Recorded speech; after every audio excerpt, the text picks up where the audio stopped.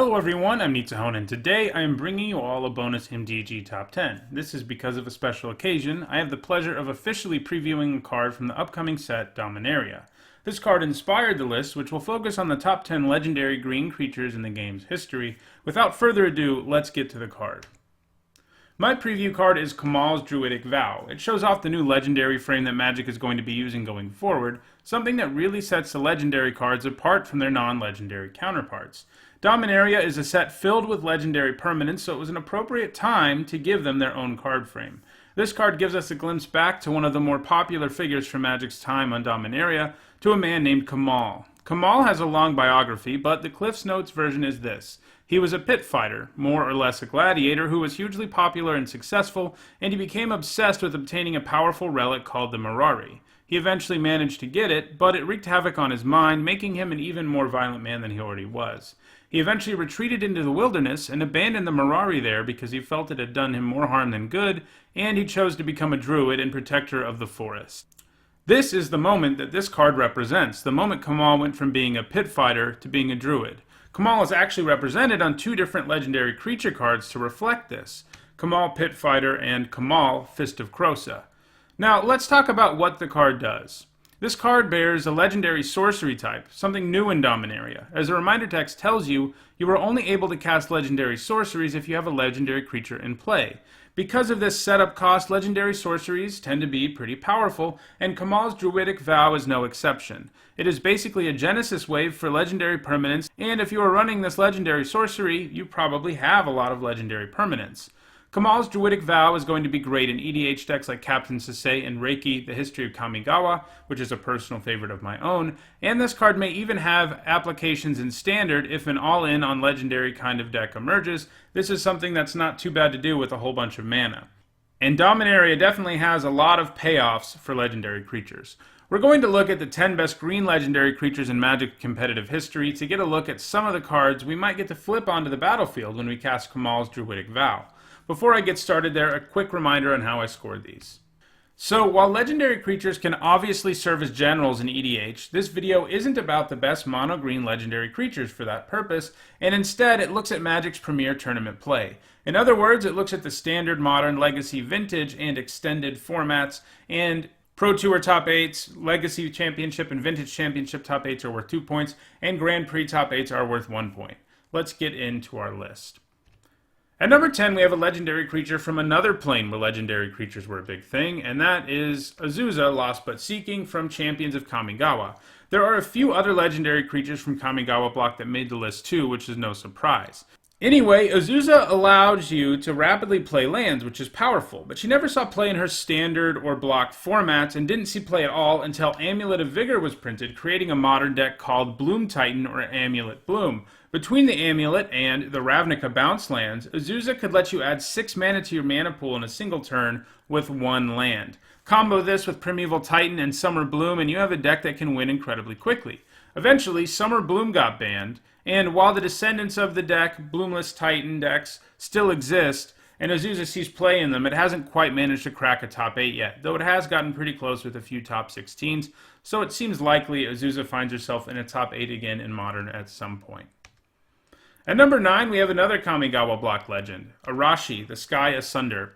Arashi really hates creatures with flying. Once in play, he can shoot them out of the sky, and you can discard him from your hand to basically cast Hurricane to kill a whole board filled with flyers. All of this, coupled with a fairly efficient 5-mana 5/5 body, made Arashi a pretty good card. At Worlds in 2005, he managed 4 top 8s, all in the main board too. The standard format at the time had enough flyers running around and Arashi's stats were good enough that you felt fine about running him mainboard. These decks were all green-white aggro decks that took advantage of a card called Glare of Subdual, a card we will talk about in more detail when we talk about a card higher up on this list.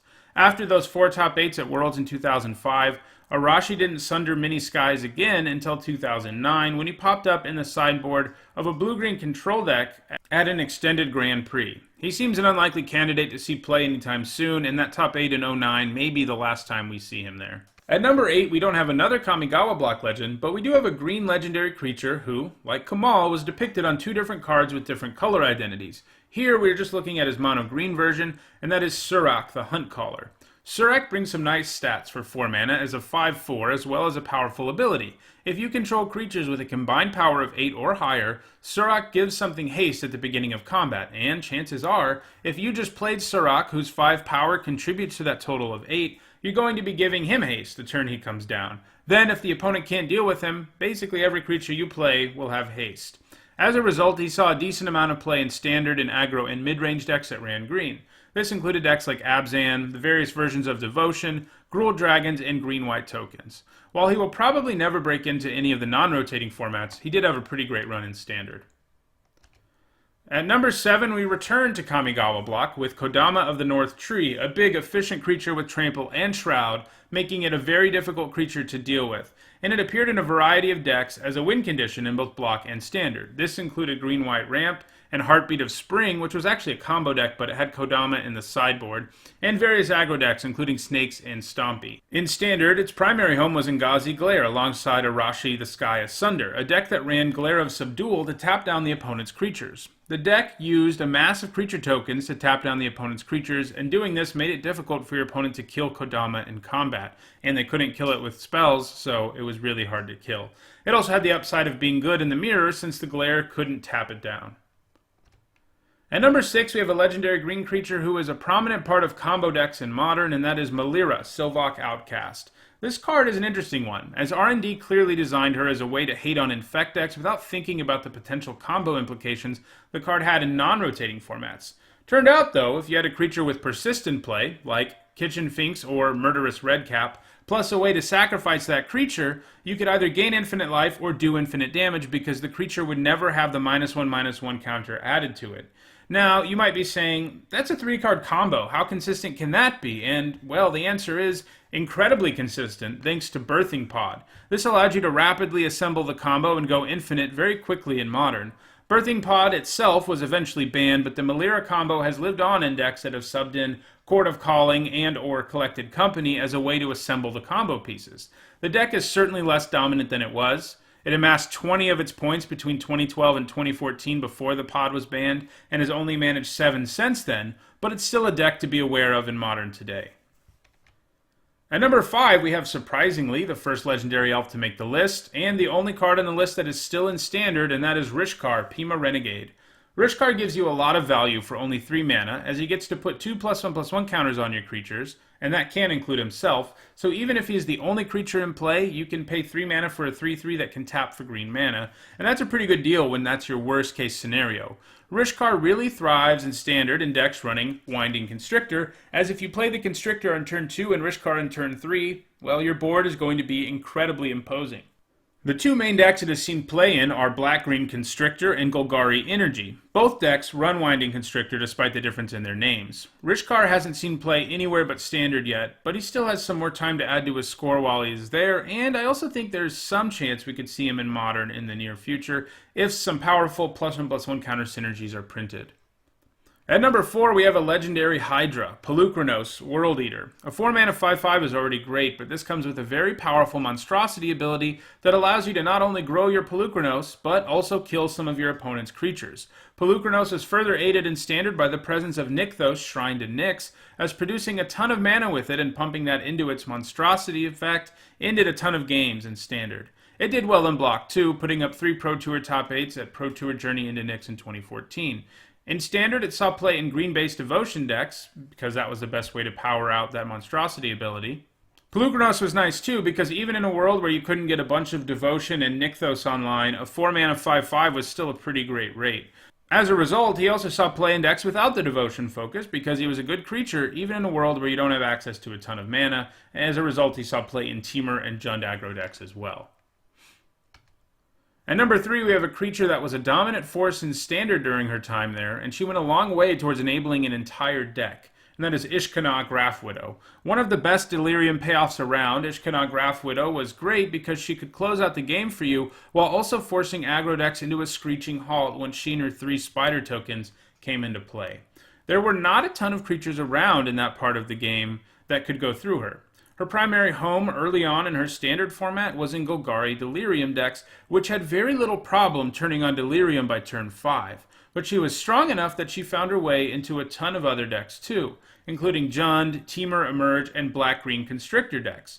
Unfortunately, I don't really see her as having some potential in Modern in the future, though. I would be happy to see her there. In the meantime, though, if you're looking to build a Spider EDH deck, you have found your commander. At number 2, we have the second and final legendary elf to make the list, Nissa Vastwood Seer, who's one of the flipwalkers from Magic Origins, who transforms into Nissa, Sage Animus. Nissa is great because she makes sure you don't miss a land drop, and then later in the game, she transforms into a powerful planeswalker who can either make 4/4 tokens, though keep in mind the token is legendary, so you can't really build an army of tokens like some planeswalkers, or she can draw you cards. Her ultimate is also the type that can just win you the game right away. Nissa saw play in mid-range to controlling decks that had green in them while she was in Standard. This meant she showed up in Abzan decks alongside cards like Siege Rhino, but also in the green-white Megamorph decks, which ran the Maternal Witness Deathmiss Raptor engine. She also showed up in the Seasons Past control deck, and once Collected Company became the most powerful card in Standard, she benefited off of being able to be hit by that powerful spell. In short, she showed up all over the place in Standard. Her strong resume was completely obtained in that format, though, and she has yet to break through in Modern or other formats, though I think it is possible she could find her way into a Collected Company deck list at some point. And at number 1, we have a legendary green creature who is really hard to kill, and that is Thrun, the Last Troll. Most creatures with hexproof give control decks nightmares. Thrun the Last Troll can also regenerate and can't be countered, so good luck dealing with him. Most board-sweeping destroy effects can't kill him. Only board-sweeping exile or -X/-X effects or edict effects can take him down if his controller has the mana to regenerate him. Thrun's hardiness has led to him seeing a lot of play as his 4/4 body, regeneration, ability to not be countered, and hexproof all combine to make one of the most difficult to deal with creatures in the game. He first saw play at Pro Tour Nagoya in 2011, which was a block Pro Tour in a 4-color control deck. Thrun also saw a ton of play in Standard, and this included both mainboard and sideboard play. He showed up in the mainboard of decks like Green-White Aggro and Green-Red Aggro, but also Temur Control, Kessig Titan, and Birthing Pod. If he wasn't in the mainboard of a deck with green in it, he was probably in the sideboard. This included decks like Valakut Ramp, Vengevine, and Mono Green Aggro. Thrun also sees play in Modern, showing up in the mainboard of Jund and Birthing Pod before it got banned. He's even found his way into some legacy decks, primarily the various incarnations of Maverick, though he hasn't seen play there since 2014, and he actually hasn't seen play in any format since 2016. In Modern, one of the decks that played him the most got banned in 2014, Birthing Pod, and he has stopped seeing play in Jund decks because control decks aren't as prevalent in Modern as they once were, though you can bet if there's a resurgence of such decks, he will find his way back into the top 8s. That does it for this week's MTG Top 10. I hope you enjoyed the spoiler card as well as the top 10 list it inspired. If you enjoyed this video, don't forget to like it and share it so others can enjoy it too. If you want to make sure you catch future MTG Top 10s, including another one this Friday, don't forget to subscribe. Thanks for watching.